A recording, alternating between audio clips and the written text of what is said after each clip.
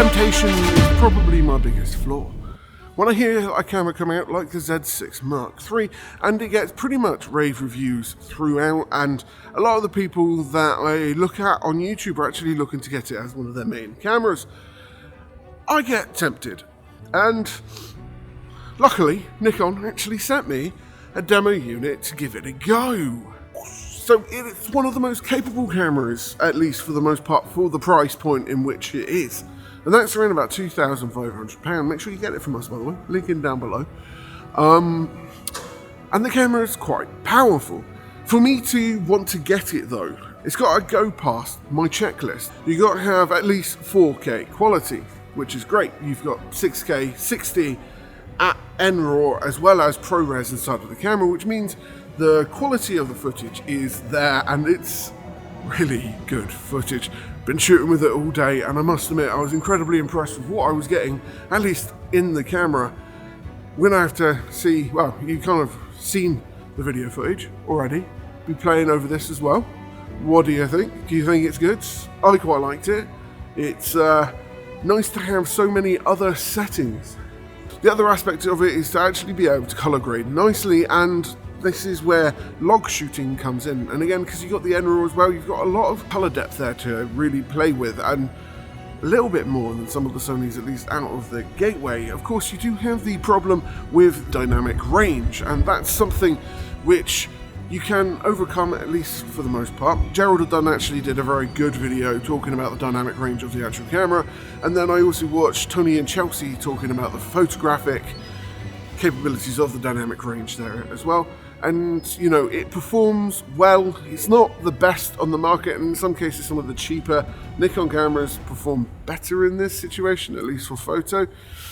But the camera as a whole, I feel like, is still very powerful. Of course, you've got the new partially stacked sensor, which is a new kind of way of actually producing sensor technology, rather than having a stacked sensor, which you have really great readouts, but they tend to be more expensive. This one is a partially stacked sensor, so you still get incredibly fast readout speeds, but you don't get that ridiculously high performance. With this, Nikon have actually squished in a lot of the flagship performance out of their Z6 and Z9 when it comes to autofocus performance, and that's actually super powerful. I mean, the autofocus, I will admit, has been pretty powerful throughout the shoot that I've done today, and personally have been very impressed with what I've got out of it. Of course, this camera is 24 megapixel full frame, which, you know, that's great. That's what you're expecting out of a Z6 lineup anyway from Nikon. They don't tend to have a higher megapixel count in that. So I believe it's good enough for what you'll be able to get out of taking photos just in general. You don't really need more than that, although it is nice to have a little bit of zooming potential, I guess. But it's not something that particularly sways me onto this. The only benefit for me, at least for I look at it, is the fact that you have higher video quality capabilities. And of course, if you want to reframe, recrop, if you get an angle a little bit squiff like I do every now and then, you know, you've still really got that wiggle room. Yeah. So in that respect, I do quite like this camera. So you've got 8 slots of image stabilization here, which means, yeah, you've got pretty great image stabilization, even to the point where it's maybe a little bit industry leading. Well, the new R5 has 8.5 slots, but you know, that's a more expensive camera. This is the least expensive camera, and when I'm reading these specs, you know, you got to bear in mind to have this amount of stuff inside of a camera is quite rare at this price point. So all of these added little extra bits and pieces, really quite nice to actually have inside of there. And when I was talking about actually having flagship performance, you've got speed, and in some cases it's actually a little bit faster than the new R5 Mark II when it comes to the photo taking capability. You've actually got the ability to take 120 frames per second in images, which that's awesome. That's slow motion, essentially. So that's great. And you know, it's one of those things where, like, do you need it? No, is it nice to have? It's nice to have, really, isn't it? Well, this also comes into effect. You've actually got the ability to shoot per second in full HD for video at a full frame sensor readout, which is great. When it comes to the 120 frames per second at 4K, you are expecting a DX crop there. Again, that's not necessarily great, and if we actually count it towards the check-offs that I would actually have for cameras that I would want to get, I do like a full frame readout, or as close to a full frame readout when it comes to the high frame rate. So in that case, I'm a little bit kind of like, not fantastic, but does have the capabilities of doing it. It's nice to have that extra range as well. If you're shooting wildlife, then you're going to have really nice, creamy, slow motion footage. And, you know, everyone likes a little bit of creamy footage every now and then. That sounded better in my head. So the other thing that I enjoy when it comes to shooting 4K is making sure that 4K has as good a quality as possible. And it does 4K oversampled. So it basically shoots at 6K, rams all that data down into a 4K image, and it looks sharper, it looks better. So that's great. And for when you're shooting mostly in 4K, like I do for most of these videos, and I'm assuming most video that you would produce would be in 4K as well. I mean, it's nice to have, really, isn't it? You're expecting 13 plus stops of dynamic range, and this is something... Huh? What do you want to say? No, I'm doing, it's for cameras. It's for cameras. Right, okay. I had a couple of games. Okay. Rugby club before you interview me. You okay? Yep, sound. So, this gentleman here has had a couple of games for Porth Rugby Club. Yep, okay. Yeah, I played a bit, I had a few games for about 10 years, something like that. Yeah, I really enjoyed myself. It was great. Yeah? Yeah. Fair enough. Okay, good. Yeah, so do you like rugby?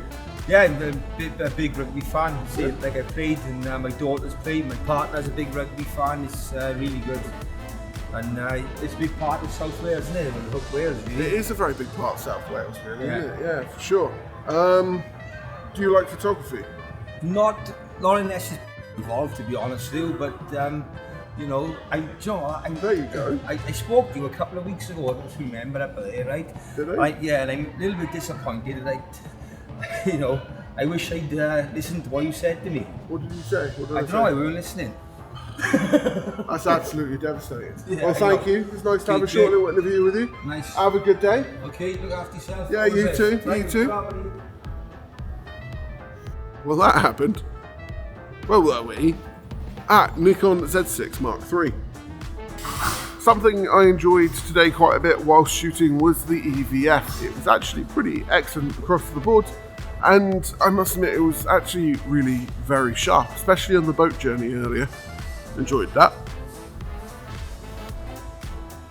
Love a good boat journey. If you're in Cardiff and want to go on a boat, I'd recommend these guys. Do it, they're lovely, absolutely lovely. Allow me to like take photos and everything. It was a lot of fun. Enjoyed it. I genuinely enjoyed it. One of the most important things when it comes to shooting in general is actually having a very high angle screen, because it's actually nice to actually have a look at yourself and make sure that all your composition and composing is on point. So of course it has it here, there's nothing really new to say in that retrospect.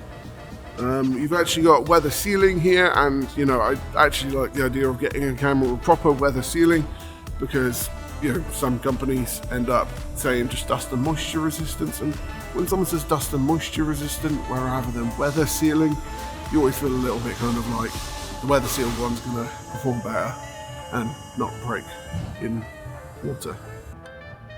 If you like this video, make sure you like, follow and subscribe if you want to see more. Overall, I think this camera is excellent for people that are going to be hybrid shooting. So people that want to be taking photographs as well as doing video.